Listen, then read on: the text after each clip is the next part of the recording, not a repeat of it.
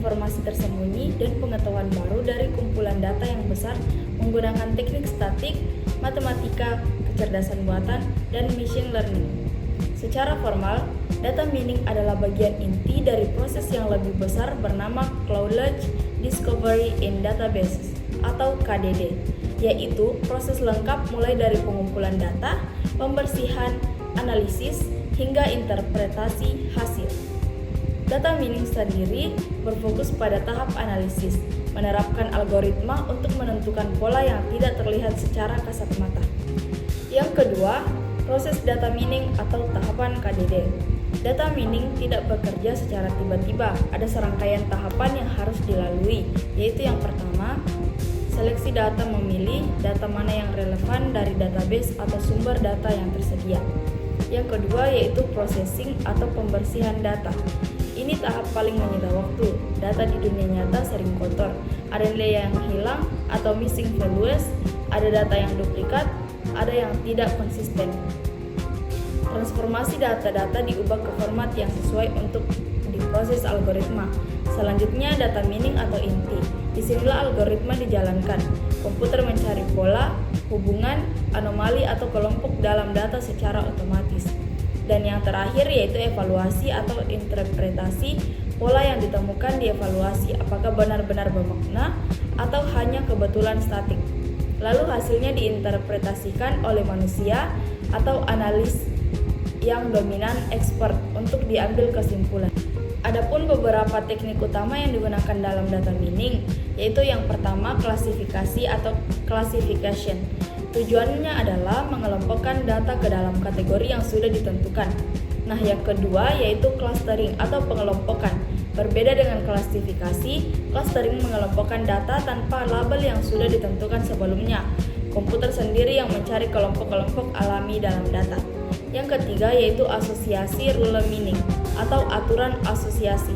Mencari hubungan atau aturan antara variabel-variabel dalam dataset. Yang keempat yaitu regresi atau regression, digunakan untuk memprediksi nilai numerik berdasarkan variabel-variabel lain. Yang kelima, deteksi anomali atau anomaly detection, menentukan data yang menyimpang dari pola normal.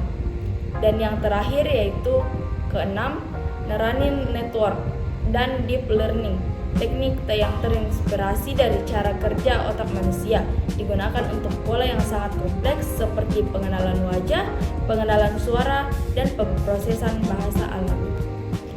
Meskipun sangat powerful, data mining bukan tanpa tantangan. Adapun tantangan-tantangannya yaitu yang pertama, kualitas data menjadi hambatan terbesar. Data di dunia nyata jarang sekali bersih dan sempurna. Data yang tidak lengkap, tidak konsisten, atau mengandung kesalahan yang bisa menghasilkan pola yang salah dan menyesatkan. Ini dikenal dengan istilah garbage in, garbage out. Yang kedua, skalabilitas juga menjadi isu. Algoritma data mining yang bekerja baik pada dataset kecil belum tentu efisien ketika dijalankan pada data berukuran terabyte atau petabyte. Ini mendorong perkembangan teknologi komputasi terdistribusi seperti Hadoop atau Apache Spark. Yang ketiga yaitu interpretasi hasil seringkali sulit.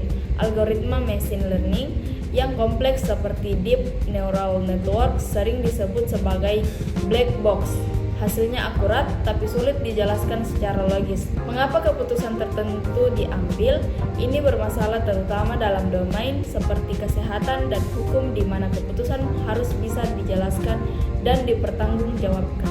Contoh penggunaan pada kasus-kasus populer.